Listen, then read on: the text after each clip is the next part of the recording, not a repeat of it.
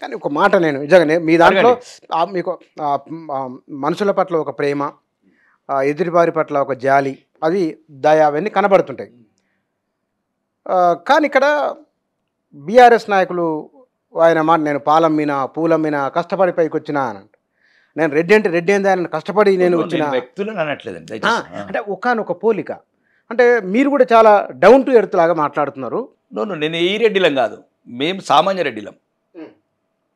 వాళ్ళు జమీందార్ రెడ్డిలు, దేశ్ముఖ్ రెడ్డిలు వేరే ఉంటారు. తెలంగాణ చరిత్ర చదవండి. తెలంగాణ సాయుధ పోరాటంలో బిఎన్ రెడ్డి గారు కావచ్చు, లేదు ఎల్లారెడ్డి గారు కావచ్చు, చాలామంది రెడ్డిలే ఈ తెలంగాణ ఉద్యమంలో ముందు కూడా నైజాంకు వ్యతిరేకంగా. పుచ్చలపల్లి సుందరరామరెడ్డి గారు ఆయన ఈరోజు కూడా చరిత్రలో ఒక పాఠం. ఆయన చరిత్రలో కూడా రెడ్డిలలో 2 రకాల రెడ్డిలు ఉంటారు. కష్టం చేసి వ్యవసాయం చేసుకునే కాపు రెడ్డిలు. మేము పుట్టినమే దొరతనంకు పుట్టినామని. మా దగ్గర కొంతమంది దొరలు ఉంటారు, ఆ తాతలు వాళ్ళే, వాళ్ళ తండ్రులు ఎమ్మెల్యేలే, వాళ్ళ కొడుకులు ఎమ్మెల్యేలే, ఇట్లా వాళ్ళు మేము పుట్టడమే రాజరికం. అప్పుడేమో నిజాం కాలంలోనేమో దేశ్ముఖులు జమీందారులు గేలినరు. మళ్ళా భారత స్వాతంత్రం రాగానే ప్రజాస్వామ్య ముసుగులో మళ్ళీ ప్రజలను కాల్చుక తింటున్నారు. ఆ రెడ్డిలు వేరు. ఇప్పుడు అట్లా అంటే చాలామంది మేము చిన్నప్పుడు చూసేవాళ్ళం. ఇప్పుడు పాలమూరు రెడ్డిస్ అంతా హోటళ్ళలో పనిచేసేవాళ్ళు. నేను అనడం ఏంటండి, కులాలను కాదు, అక్కడ కొంతమంది డబ్బులు మేము పుట్టటమే రాజరికం వెళ్తుందుకున్న రెడ్డిల గురించి మాట్లాడడం తప్ప నేను అనేది ఉద్దేశం చెడు కాదు. అది రెడ్డిలు సామాన్య రైతులు ఉన్నారు, గ్రామీణ ప్రాంతాల్లో ఎంతో పేదలున్నారు రెడ్డిలు, ఇంకెన్నో రకాల నష్టపోతున్నారు. వాళ్ళ కులమే మైనస్ అయింది చాలామందికి, కులమే వాళ్ళకు నష్టమైంది చాలామందికి. వాడికి ఇల్లు గడవదు, ఏది రాదు ప్రభుత్వ పథకం. ఇదొక కర్మ రెడ్డిలకు. ఈ కర్మ అనుభవించి ఉన్నారు. పేరుకే రెడ్డి తప్ప ఇంట్లో ఏముండదు. రేషన్ కార్డు రాదు, ఆడికి పెన్షన్ రాదు, ఆడికి ఇల్లు రాదు, ఏదో ఒకటి ఉంటుంది కదా, శని ఉంటుంది ఆడికి. ఇట్లా కాబట్టి నేను చెప్పేది ఏంటంటే తెలంగాణ నేపథ్యం చెప్పాను. ఆంధ్ర రాష్ట్రం ఉన్నప్పుడు ఉమ్మడి రాష్ట్రంలో కమ్మలు రెడ్లు వీళ్ళ మధ్యన అధికారం ఉన్నది. తెలంగాణ వచ్చిన తర్వాత వెలమ రెడ్డి అనే ఒక చర్చ ఉన్నది. ఈ 2 సామాజిక వర్గాలు, అప్పుడు 2 సామాజిక వర్గాలని.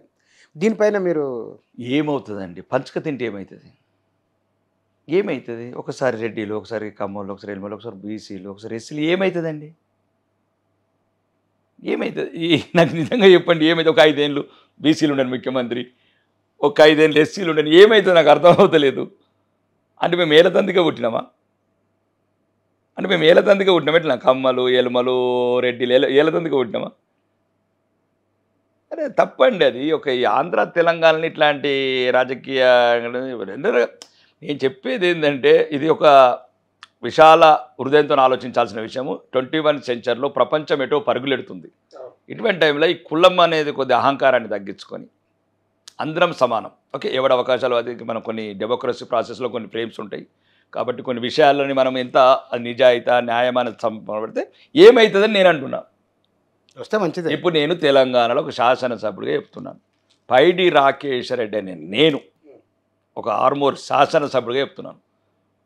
ఇప్పుడున్న ప్రభుత్వం కానీ మళ్ళీ వచ్చే ప్రభుత్వం కానీ నేను చెప్తున్నాను, ఒక బీసీ ముఖ్యమంత్రి లేదా ఎస్సీ ముఖ్యమంత్రి దగ్గర పనిచేయడానికి సిద్ధంగా ఉన్నాను. అందరూ అట్లాంటి అయిపోయాయి. నేను రేపంటే రేపు అఫిడవిట్ ఇస్తాను, గవర్నర్కి ఇవ్వమంటే ఇస్తాను, లేదా చీఫ్ సెక్రటరీ మీరు ఏదైనా కమిటీ వేయండి మొత్తం మేధావులంతా, నేను రెడీ ఉన్నాను. ఫస్ట్ లెటర్ నేను ఇచ్చేస్తాను. పైడి రాకేష్ రెడ్డి అని నేను ఆర్మూరు శాసనసభ్యుడుగా, ఇప్పుడు మిగిలిన పదవి కాలం 3.5 సంవత్సరాలు ఉంది నాది, నేను బీసీ ముఖ్యమంత్రి లేదా ఎస్సీ ఎస్టీ ముఖ్యమంత్రి లేదా కింద పని చేయడానికి నా మనస్ఫూర్తిగా ప్రమాణం చేసి చెప్తున్నా.